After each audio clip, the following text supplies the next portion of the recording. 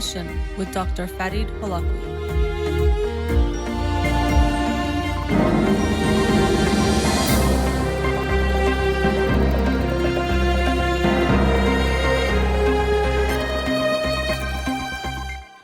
Good evening and welcome to In Session.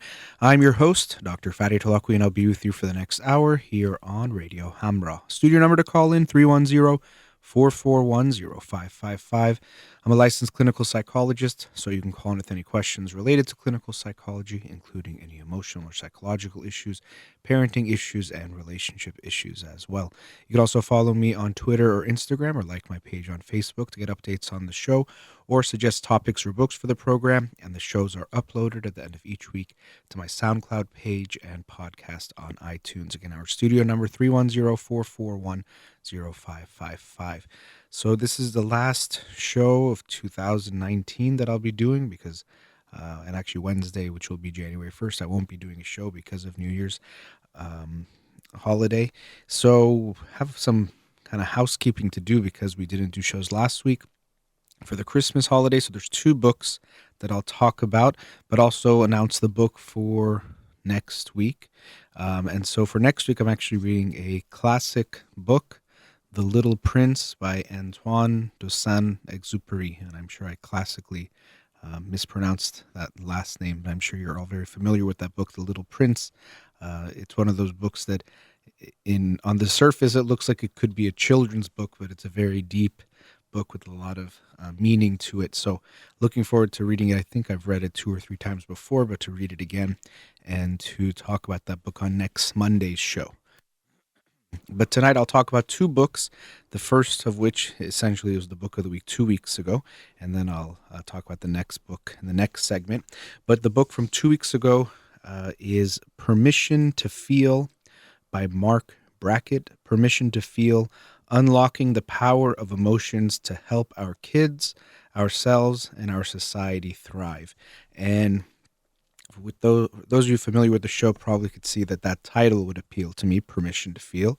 And as usual, I was drawn to it and judged, or at least was attracted to the book by its title. But I actually even liked it more than I thought I would. I thought maybe based on the title, it would be too touchy-feely, pun intended. But it was actually very meaningful, and I got a lot out of this book, and I would highly recommend this book. Speaking of which books I highly recommend, early next year, probably on next week's show, I'll do the top 10 books or my 10 favorite books from this last year, and there's a very good chance this will be on that list. So Permission to Feel, and that title itself has a lot of meaning because he shares that throughout the book, that although feelings are so important and we're constantly feeling something, and throughout the book he actually asks that question, how are you feeling?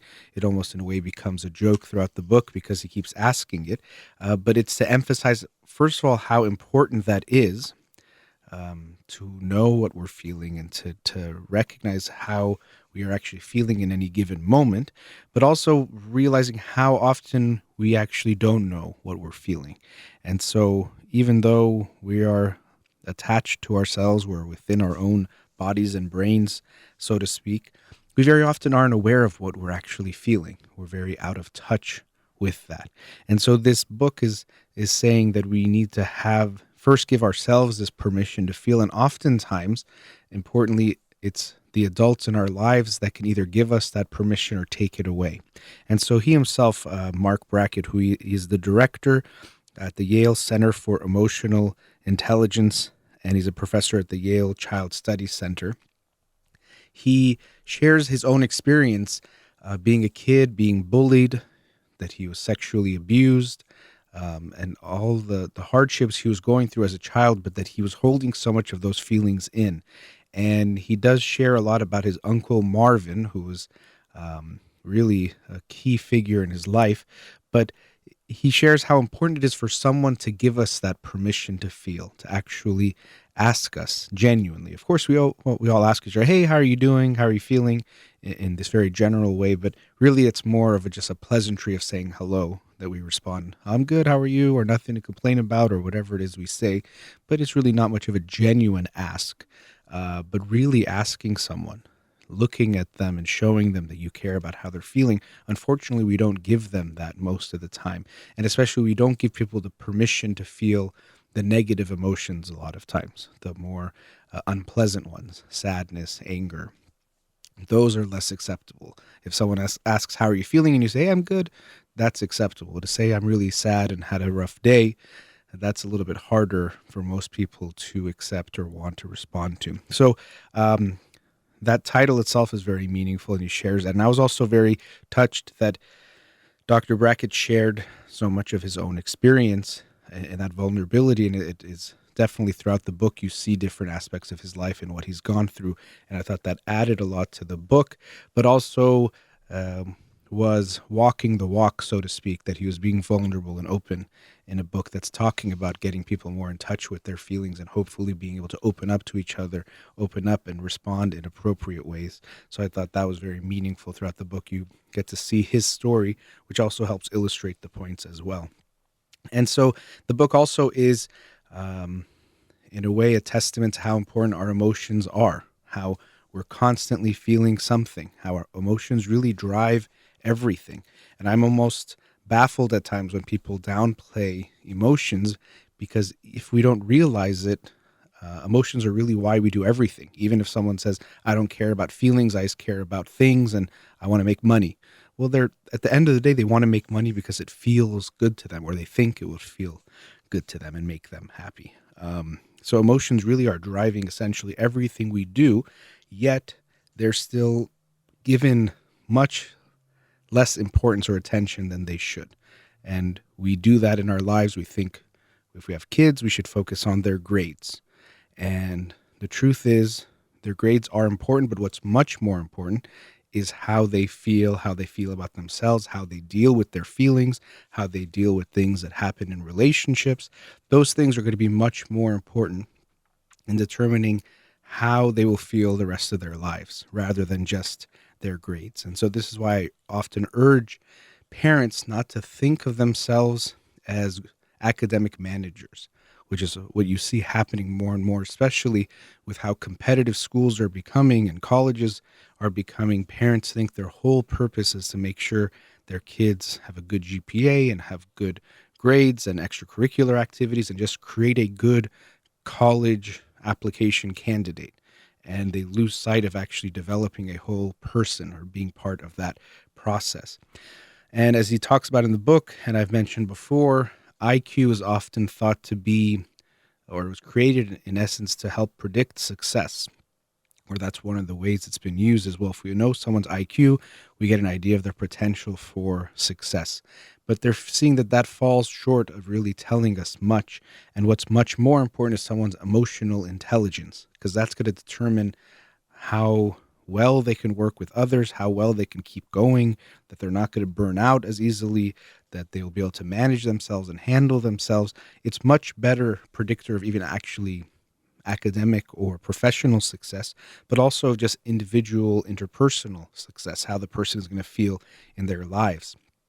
And countless studies have shown us that really when we want to measure long term what's going to determine someone's happiness, the quality of their relationships is going to be the biggest predictor there. And if you are low on emotional intelligence, it's going to make it harder for you to have high quality relationships, the type of relationships you need to be happy. And the good news is IQ is something that doesn't seem to change too much, especially once you're in early childhood. But EQ, or emotional intelligence, these are skills that you can work on and improve on.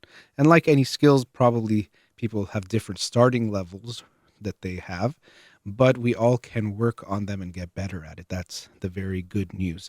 And so he has come up with this program called Ruler, which is an acronym RULER, but also they implement it in schools. And even he talks a lot about working in businesses and other fields, but you can see he has a passion about integrating more emotional intelligence. And sometimes you'll see SEL, social and emotional learning programs are being implemented more and more in schools, which is great.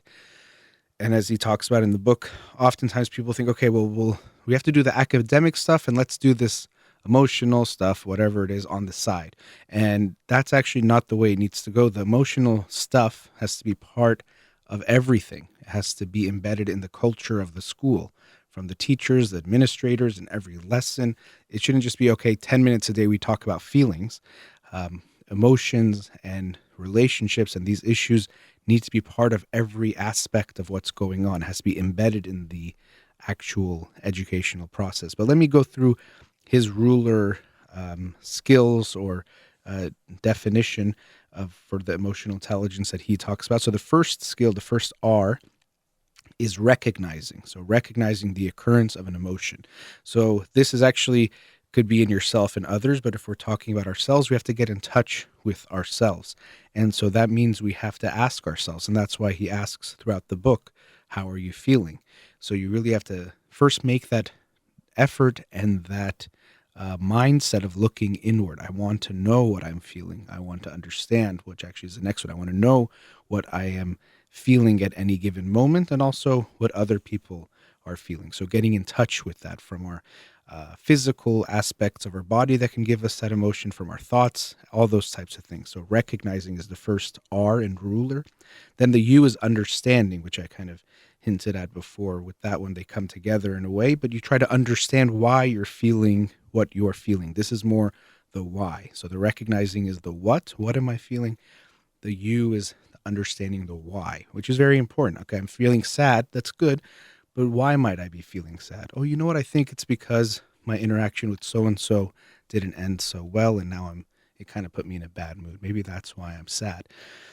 And as he also mentions before I go through the rest of these, and it's something I've said many times before here too, when people talk about, well, no, logic is better than emotions. Emotions are just messy and a waste of time and get in the way of the important things. But as he puts it, a whole chapter is called Emotions. Sorry, I don't know if there's, I don't know if you guys could hear that, but our phone was making some sounds. Um, Emotions are information. There's a whole chapter called that. And that's exactly what I think, that when we think about our feelings and our emotions, it's not that they should determine everything, but they can be a big source of information and understanding. Without that, we're missing a lot or a key piece of the information in any given situation. So we should think of our emotions as information. Okay, now that I know them, I understand them, I can actually use them in my favor. Not knowing them could only actually hurt me. So we want to recognize them and then understand them. And then the third skill is labeling.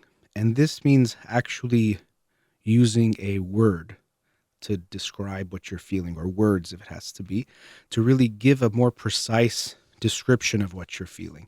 And what's interesting is that what they find is the more precise you can be. So rather than just saying happy, if you can differentiate between happy and ecstatic or elated or pleased, and it's more specific and more accurate, that does better than when you are just using general terms.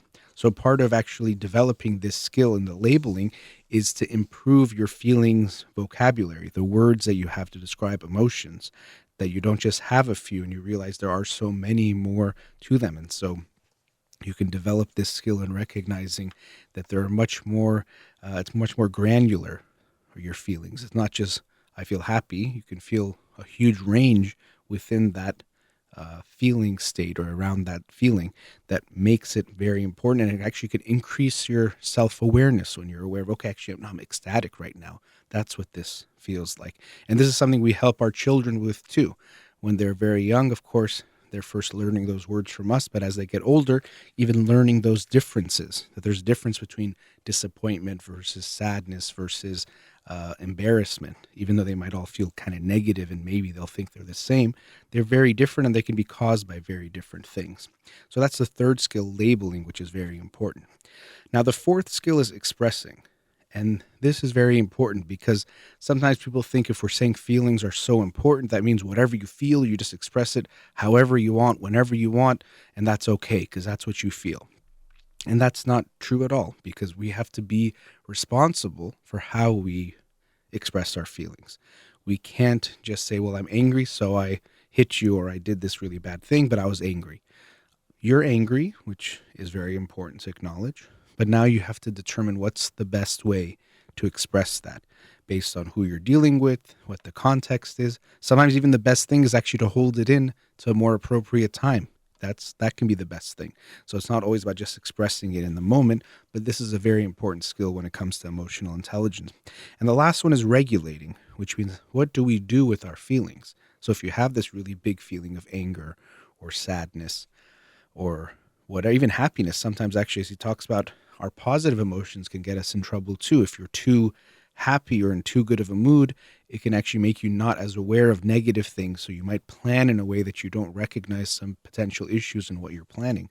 Um, but regulating our feelings is very critical when it comes to our emotional intelligence. And he talks about things like mindful breathing, which is very important. That we can just, with taking some deep breaths, actually affect our mood. And this can be very powerful. And we say things like affect our mood or manage, but not control. We can't just, in my opinion, when people say control your feelings, you can't completely control your feelings, but you can help to regulate them, manage them. And that's what we're trying to do. So it's not like, well, if you do deep breathing, you'll always be able to calm yourself down no matter what. No, but you might be able to calm yourself down from a 10 to a 7, and that could be huge in preventing yourself from doing something really bad or getting yourself in trouble or just being in such a displeasing state.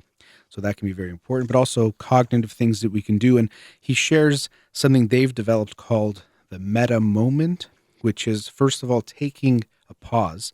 And this is very important, and lots of people have talked about this. Stephen Covey talks about this in The 7 Habits of Highly Effective People, how there's a space between the stimulus and your response. So rather than reacting, you can respond.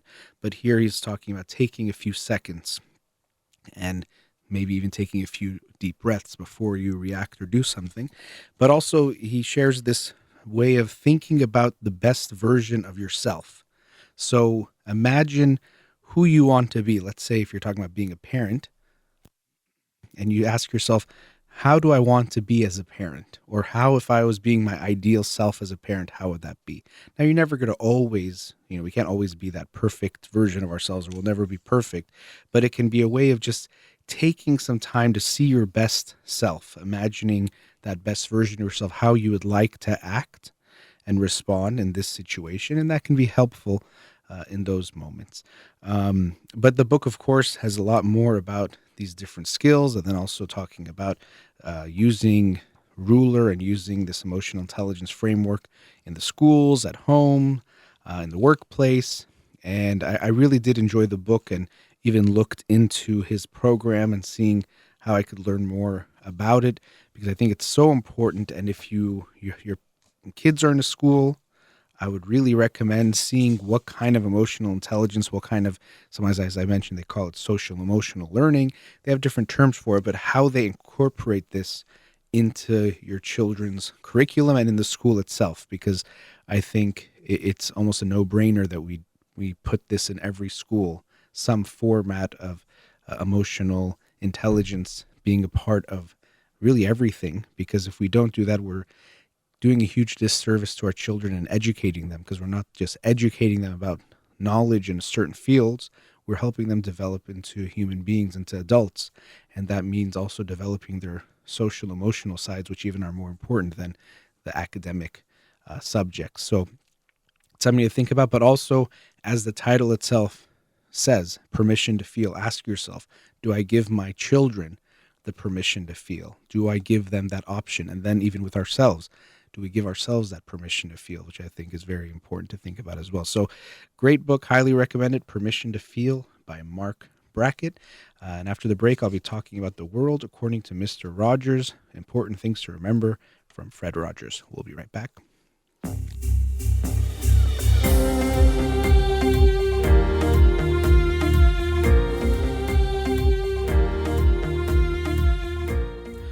Welcome back. So as I mentioned at the top of the show, I'm going to do 2 books today because I didn't have any shows last week. So the second book is The World According to Mr. Rogers, Important Things to Remember.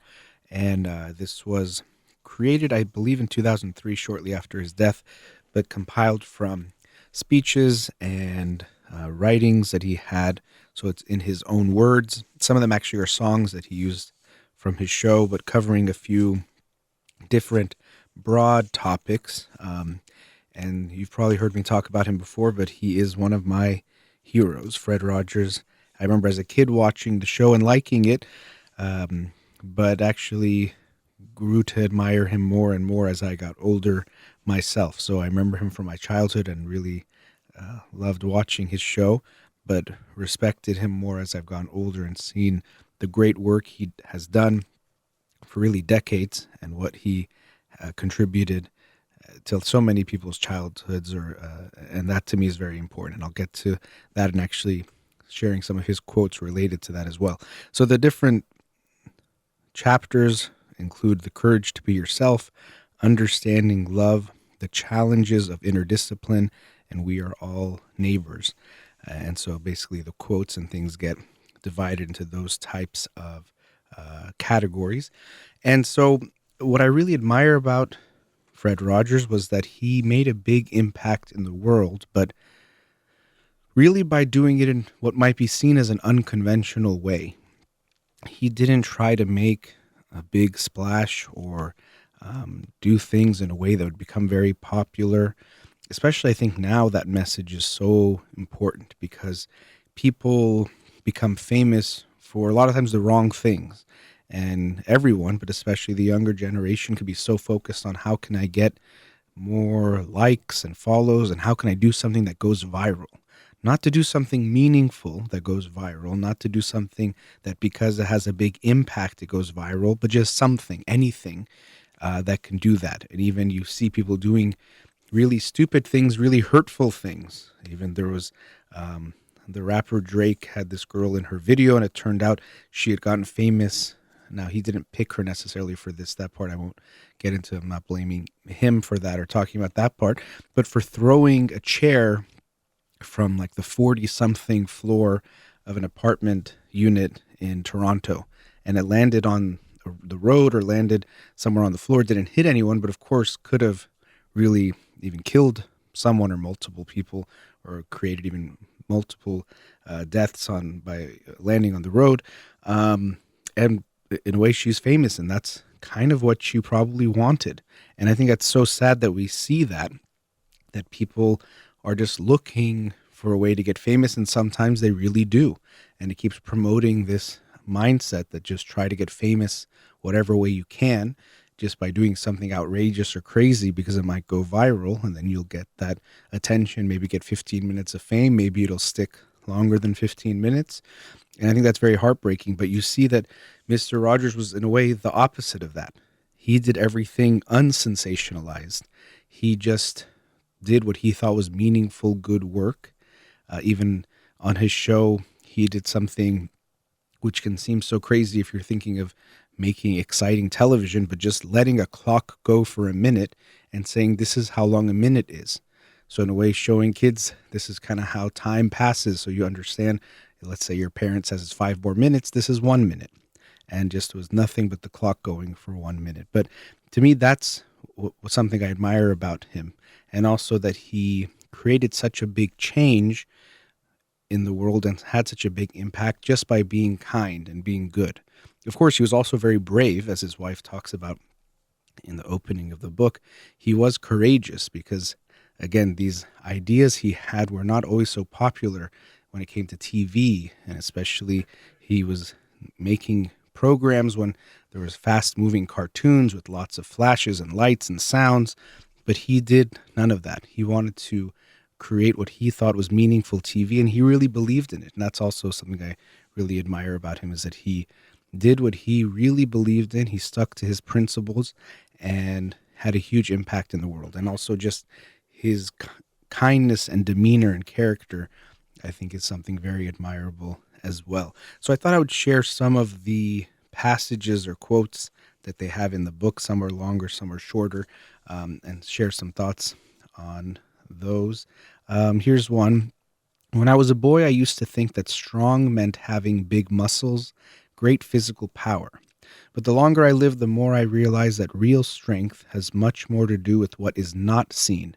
Real strength has to do with helping others. And so for me, that was also very meaningful because when we think of heroes, usually we think of like superheroes, especially as a kid. It's these super strong, usually men, but also could be women, with all this physical strength. But as I get older, also, I think that it really, even then, we thought of the heroes helping others, but we see that you don't need those big muscles, and that's not really the physical power that makes you a hero. It's what you do to help other people. And that's why also I think of him as one of my heroes, Mr. Rogers, because he was someone who was focused on helping others. Here's another one. If the day ever came, this is about parenting, and I think it's a good description of what it means to be a good parent. If the day ever came when we were able to accept ourselves and our children exactly as we and they are, then I believe we would have come very close to an ultimate understanding of what good parenting means. It's part of being human to fall short of that total acceptance, and often far short.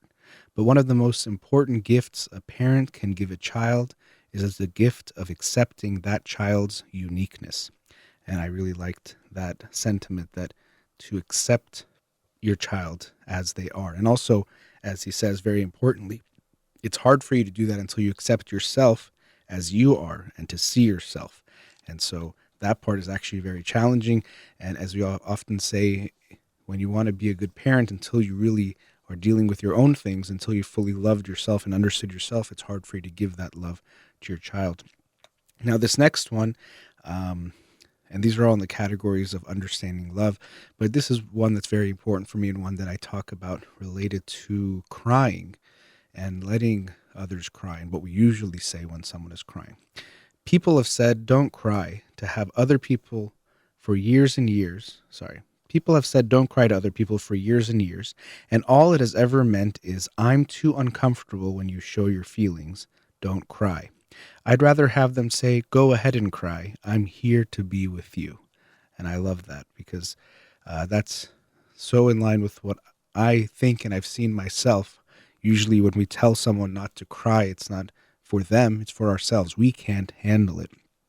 But as he says, what we hopefully will verbally say and also show with our actions is go ahead and cry. I'm here to be with you.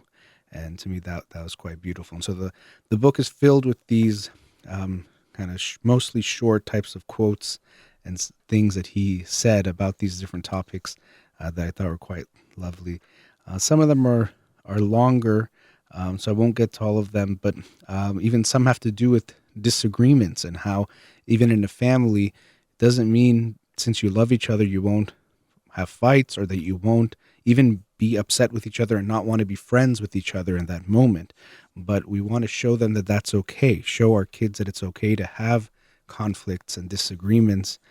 And that doesn't mean we don't not love each other, and things can still work out even if that is the case.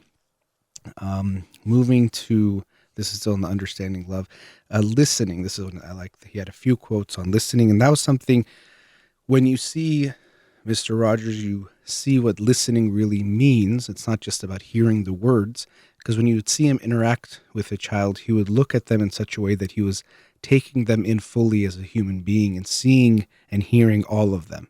Not just I hear your words, but I hear you, I see you. And so here, this is a nice quote on listening. Listening is a very active awareness of the coming together of at least two lives. Listening, as far as I'm concerned, is certainly a prerequisite of love. One of the most essential ways of saying I love you is being a receptive listener. And how true that is for so many people who wish they had someone that would listen to them, or wish that the people who tell them that I love you would listen to them as well, or at least give them that. And we often don't get that feeling of being fully listened to and heard. When we love a person, we accept him or her exactly as is, the lovely with the unlovely, the strong along with the fearful, the true mixed in with the facade, and of course, the only way we can do it is by accepting ourselves that way. And so I think that's a beautiful quote again, that if we don't accept ourselves that way, we can't love someone that way. But when we love someone, we love the good and the bad. We see all the parts of themselves, of that person. And so we have to do that with ourselves as well. And so there's so many quotes I wrote down, maybe 30 or 40 that I liked, but I'm just reading you some of them. Here's another one. This is on the challenges of inner discipline, but it's speaks to what I was saying before of him being not about the flashy and the exciting, but realizing that things happen in small steps, that to make progress takes small steps. And he was a very disciplined person. I think he would swim every single day. And he talks about how he sometimes didn't want to swim, but he would, just to keep that going, to do that and have that discipline. But here's a quote related to that. Development comes from within. Nature does not hurry, but advances slowly. And so I think it's a good reminder that when we're trying to make progress, if we try to do things too quick or think it's going to happen too fast, usually it doesn't, and it's not the case. He also talks about success, and he says how it's a balance between wishing and doing. And I thought that was interesting because when you see someone with a kids show and you think it's all about imagination and make believe, there is some of that, and he does do a great job of expressing that make believe world or going into that magical world. But he also talks about if we want to make any progress, you have to do something. Wishing itself is not enough. And so he says that what makes someone successful is managing a healthy combination of wishing and doing. So you have to have that imagination and give yourself that space to think about what you wish to see happen or wish to do, but then you have to make it happen. And as I talk about goals probably next week for New Year's, that's something to keep in mind, that when we make these resolutions, make these goals, I might actually talk about it at the end of the show tonight as well, that it's not just about wishing. What do I wish to be in 2020? That's good, but you have to see what are the actions to get you there as well. And if you stop at just wishing, you probably won't get very far. So there's all sorts of quotes that he shares throughout the book. He actually shared a quote from the book of the week next week, The Little Prince, which is, he talks about how beside my chair is a saying in French. And so it's the quote that's, I won't say it in French, but from The Little Prince, which says, what is essential is invisible to the eyes. And how important it is to realize that those things that really matter in life, and as you get older and get closer to the truth, as he puts it, you realize that those things that really matter in life are the things that we can't even see. Things like love and care and kindness. You can show them through actions, but really the feeling is something that you can't see. And I'll conclude with this quote because it relates to him, and it relates to what I was saying before. Another quote he shared about being strong and being a hero, but here's this last one. When I was very young, most of my childhood heroes wore capes, flew through the air, or picked up buildings with one arm. They were spectacular and got a lot of attention. But as I grew, my heroes changed, so that now I can honestly say that anyone who does anything to help a child is a hero to me. And so because of that, Fred Rogers definitely is a hero to me and one of my favorite people and such an inspiration. And really, I admire him and always think about him often, especially when I'm working with children in a way, kind of one of those, what would Mr. Rogers do, but how would he interact with this individual? So I wanted to, in a way, pay homage to him because he is one of my heroes and share a book about him.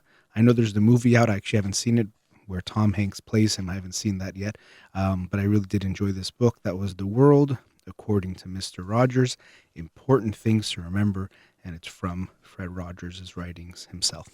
All right, going to our last commercial break. We'll be right back.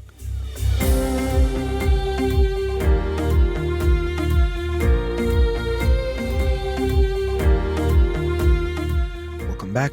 So this is the last show of 2019, and so I think next week I'll talk a bit about setting goals.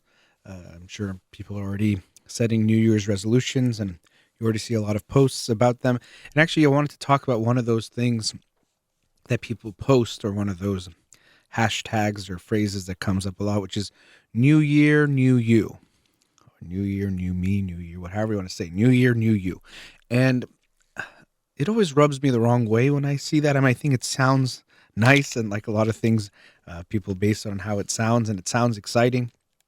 But there's a few issues I have with that, or things I think are worth thinking about when it comes to this mindset of New Year, New You. The first one is probably not. Meaning that you're probably going to be the same you next year. Now, it, first of all, I'll get to this later. That's not necessarily a bad thing.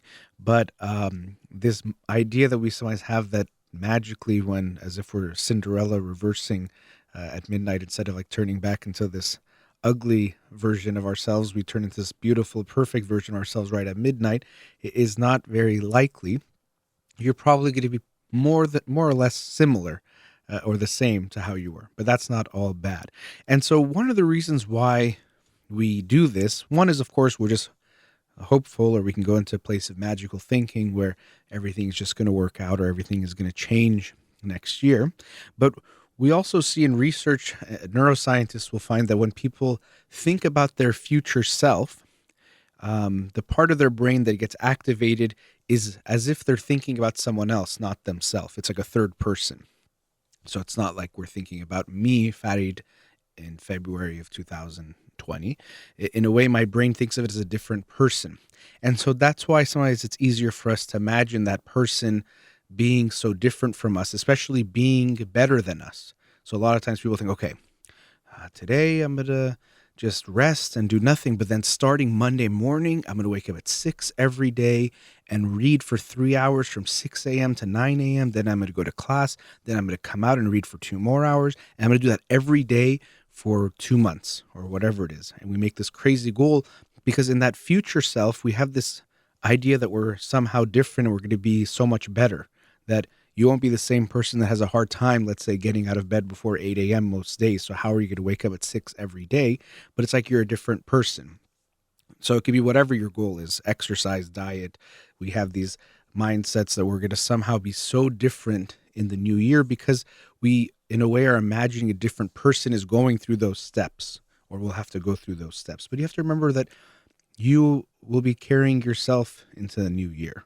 It'll still be you. So you have to make goals that make sense for you and make steps towards those goals that make sense for you and who you are and who you've been.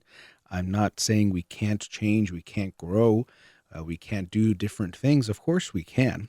But to think that it's going to be, in some way, this totally different person, that is usually coming from this magical thinking that we all can hold on to from childhood, that somehow a magic wand is going to change us, kind of like that Cinderella type of a thing, into the belle of the ball, or also because we can imagine it's almost someone else that has to do all that hard work, when it's going to be you.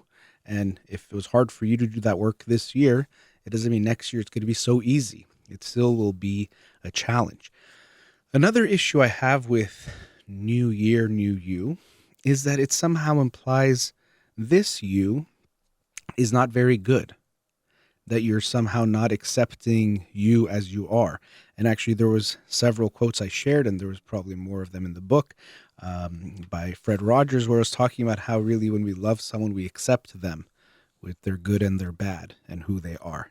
And also, I really like the quote from Carl Rogers about this topic, where I'm going to be paraphrasing, but it's the curious paradox is that only when I accept myself as I am, then can I change. So we have to love and accept who we are now to be able to change who we are. If you say, oh, I hate myself, so I have to change, usually that doesn't work very well. But if you say, I love myself, I accept myself, I see myself as I am now, and I want to grow in these ways, that's usually more likely to lead to change. And I hate myself, I better change so I can love myself. Love yourself now, and then you can slowly make changes towards whatever it is you want to make. Because let me make that very clear. I think we should always be growing. So my point isn't to say no one can change, no one will change, everyone's going to stay the same. Because to me, if you're not growing, you're dying, essentially. You're either growing and living or you're dying. And so we should always be growing. If you look back 5 years and look back to today, you should see a different version of yourself. Not completely different, but you should hopefully see ways that you have grown, ways you've improved in various aspects of your life, and not just aspects of your life as far as things like career and financial standing, but as far as your character goes. Are you a kinder person? Are you a more disciplined person? Are you a more caring person? Are you prioritizing your time more wisely? Those types of things about your actions and your character more than just what you've accumulated is hopefully what you're focusing on. And so that's some of my issue with the new year, new you mentality is one, people often, we almost roll our eyes, or at least I know I even catch myself doing it when people say they're going to be this totally different person, because more than likely you might grow, but you're not going to be a totally different person. But two, and very importantly for me, is that you're in some way saying, I don't accept myself as I am now. I'm not giving myself a good feeling about who I am now. So setting goals, I'm all about that. But saying that somehow I need to become a new me, that's where I have some issue, and doesn't feel quite right to me when people say that. So we can set the goals, and I hope everyone is thinking about things they want to work on. And of course, uh, New Year's is this time where people always do set goals, and almost everyone has the goal of, let's say, working out more. And that's why if you go to the gym the first week of January, it's going to be packed. And then if you go first week of February, it's a lot more empty. So a lot of people want to exercise more, want to get in shape, want to do all the good things. And that's something also to think about. Of course, we know the things that we want to do. Most people want to do a lot of the same things, but they're a lot harder to do than we think. And actually, one of the things we can do is to plan in a way where we think about that future self that I was talking about as closer to ourselves than we think. And so that's why I was saying, when you think about those future goals and the ways you're going to do them, make sure you're thinking about you doing them. So if you know you have a hard time getting out of bed, maybe the morning workout isn't the way for you. Maybe it's going to be an evening workout or afternoon workout, or however it's going to be. If you know you don't like to do yoga, don't tell yourself that's how I'm going to get in shape, is doing yoga every day. You can try it. Actually, yoga is wonderful. But if it's not you, keep in mind you're the one that has to be doing the things in the new year to get yourself to where you want to be. I can use an example myself. The books of the week was a New Year's goal from 2017. So I made that in the end of 2016, going into 2017. And I wasn't quite sure I could do it. I did read here and there, not as much obviously as I'm doing now. And I knew I wanted to read more always. And so I said, let me try this. And so that's been one New Year's goal that I've kept now. And for 3 years, I've kind of renewed it, and I'm planning to do that again going into next year. And then it became a book of the week for the show.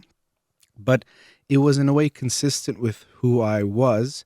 And I thought about how I could achieve it in a way that made sense. I could read a bit every day, and I do always think about it. Another thing that's very important when it comes to goals is we have to become preoccupied with it. So if you ask me how much I have left in my book of the week, almost at any time I do know, because I have it in the back of my mind, how much I have left to read and what days and what times I have to read that, so that I'm prepared for usually Monday when I have to talk about the book.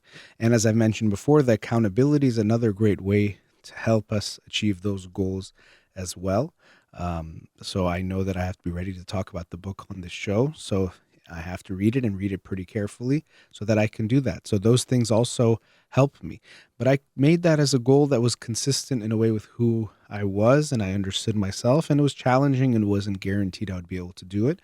But I'm glad that I was able to do that. So I hope everyone is thinking about some goals they can make for 2020, but don't think about them as I have to create a completely different version of me. I have to become someone totally new next year. Because think about the you that you are now and love the you that you currently are. And so to me, that's also very important. It's not just about thinking about new you and I have to change who I am. It's thinking about, okay, what about this you? The you that you've had your whole life. And really even the you you'll be next year. You can grow and you'll change, but in some ways you also carry with you all the yous of the past, so to speak, and they're all part of who that is. You're not getting rid of this you. And so if you have that feeling of so much, I don't want to be me, I want to be this different me. So new year, I have to become a new you, a new version of myself. That's something that we really should think about. Why am I so unhappy with who I am. And yes, you might say, well, that's what the goals are about. That's why I want to work on this and this and this and this. But really look first at who you are now. What is it about yourself you do love and don't love, or you're having a hard time accepting? Because that's very important to understanding yourself more.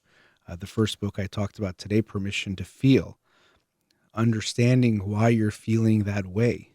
Okay, you don't like where you are in your career, try to understand that better. Is it really because you don't like what you're doing? Is it because of how people are looking at what you're doing? Is it because you're not making the amount of money that looks a certain way to certain people or to yourself, or what you want to be, or the image you're trying to put forward? What is it really about? Are you unhappy in your relationship really because you feel lonely? You don't feel fulfilled? Or are you unhappy with your relationship status because of pressure from other people and what they're thinking or what they're expecting or what you want to look like on Instagram or want to look like in some different way? So rather than just thinking about the goals, we want to think about who we are now, trying to understand what might be there, what might be missing, why am I feeling this way? And I would hope for everyone that in these last days of 2019 and hopefully for the rest of our lives, we focus on loving who we are now and not being only focused on becoming something or someone lovable. We don't need a new you. We need you to love you now, to love who you are, accept who that is, and to grow if you'd like in whatever ways you want.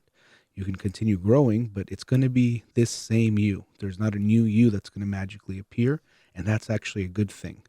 I hope you can love the you that you are, and I can love the me that I am now, that I will also be in 2020, and not think a new version of me is the only way that I'll be lovable.